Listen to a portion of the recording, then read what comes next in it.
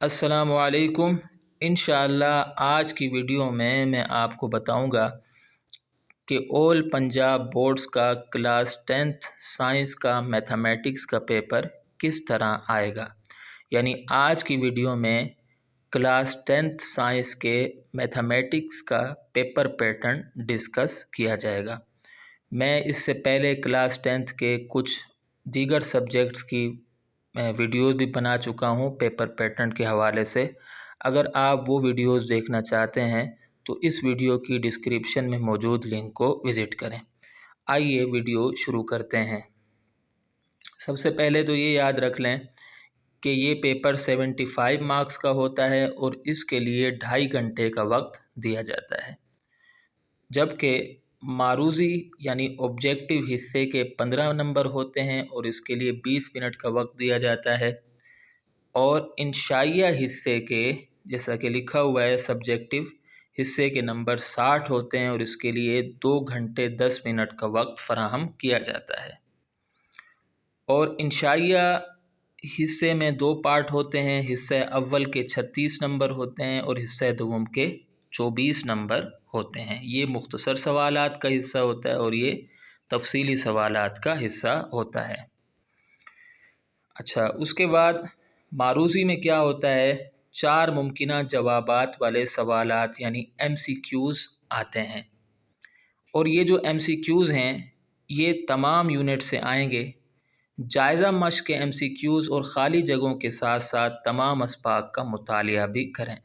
یعنی اگر آپ MCQs میں پورے نمبر لینا چاہتے ہیں تو یونٹس کے آخر میں جو MCQs دیے ہوئے ہیں آپ نے ان کو بھی یاد کرنا ہے، اور اس کے ساتھ ساتھ تمام یونٹس کا گہرائی سے مطالعہ کرنا ہے، تب جا کر آپ 15 میں سے 15 نمبر لے سکتے ہیں۔ اور اس کے 15 نمبر ہوتے ہیں، کیونکہ 15 ہی MCQs ہوتے ہیں تو اس کے 15 نمبر ہوتے ہیں۔ اس کے بعد انشائیہ حصہ اول سوال نمبر 2، اس میں 9 سوالات دیے جائیں گے اور ان میں سے 6 کرنے ہوں گے۔ 9 دیے جائیں گے اور 6 کرنے ہوں گے، اور یہ جو سوال ہے یہ یونٹ 1، 2 اور 3 سے بنے گا۔ اور عام طور پر اس سوال میں یونٹ 1، 2 اور 3 سے 3 سوالات آتے ہیں، ٹھیک ہے، 3 سوالات کا کمبینیشن بنتا ہے، تو ٹوٹل اس میں 9 سوالات ہو گئے اور 9 میں سے آپ کو 6 کرنے ہیں۔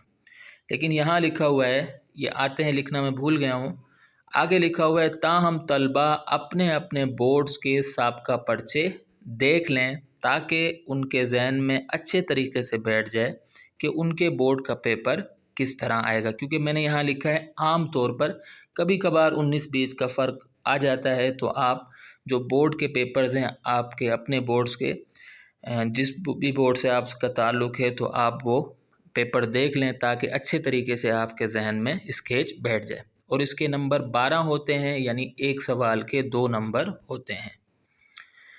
اچھا، اس کے بعد سوال نمبر 3، اس میں بھی 9 سوالات دیے جائیں گے اور ان میں سے 6 کرنے ہوں گے، اور یہ بنے گا یونٹ 4، 5 اور 6 سے۔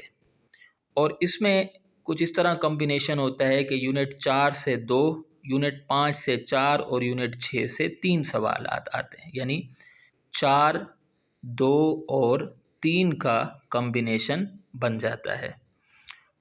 اور تاہم طلبہ اپنے اپنے بورڈ کے سابقہ پرچے ضرور دیکھ لیں۔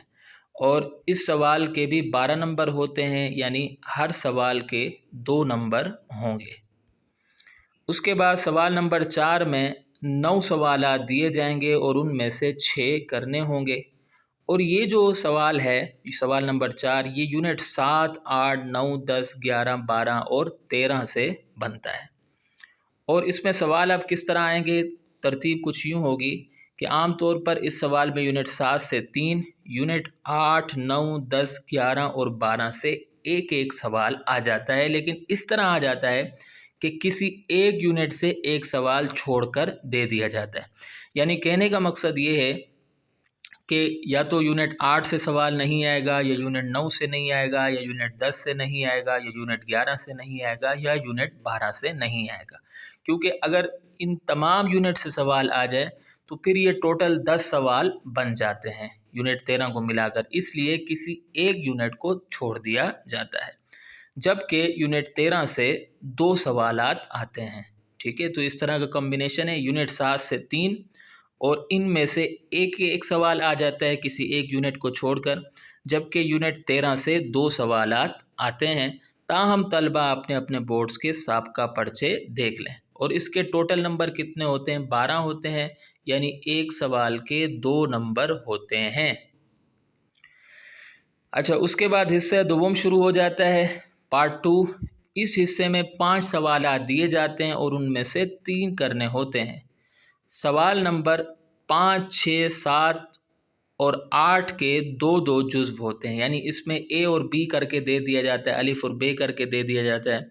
ठीक है, और सवाल नंबर 9 जो होता है उसका एक ही जुज़्व होता है, और ये सवाल लाजमी करना होता है, यानी एक सवाल आपको कंपलसरी करना है, बाकी जो 4 दिए जाएंगे उनमें से 2 करने हैं। अच्छा, उसके बाद इसका ये किस तरह सवाल आएगा? इस तरह आएगा कि सवाल नंबर 5 का एक जुज़्व यूनिट 1 से और दूसरा जुज़्व यूनिट 2 से बनेगा, यानी 1 और 2 का कॉम्बिनेशन होगा, और इसके 8 नंबर होंगे, यानी हर जुज़्व के 4 नंबर होंगे। सवाल नंबर 6 का एक जुज़्व यूनिट 3 से और दूसरा जुज़्व यूनिट 4 से बनता है, और इसके 8 नंबर होते हैं, यानी 4 नंबर होते हैं हर जुज़्व के। और सवाल नंबर 7 का एक जुज़्व यूनिट 5 से और दूसरा जुज़्व यूनिट 6 से बनता है, और इसके 8 नंबर होते हैं। सवाल नंबर 8 का एक जुज़्व यूनिट 7 से और दूसरा जुज़्व यूनिट 13 से बनता है, और इसके 8 नंबर होते हैं। जबकि सवाल नंबर 9 में थ्योरम होता है, मसला होता है, और ये यूनिट 9 या 12 से बनता है, या तो यूनिट 9 से आप कर लें थ्योरम, या यूनिट 12 से कर लें। यानी कहने का मकसद ये है कि या तो आप यूनिट 9 के सारे थ्योरम याद करके चले जाएं, या फिर यूनिट 12 के सारे थ्योरम याद करके चले जाएं। तो आज की वीडियो यहाँ इख्तिताम को पहुँचती है। मैं उम्मीद करता हूँ कि आपको वीडियो पसंद आई होगी। अगली वीडियो तक के लिए मुझे इजाज़त दें।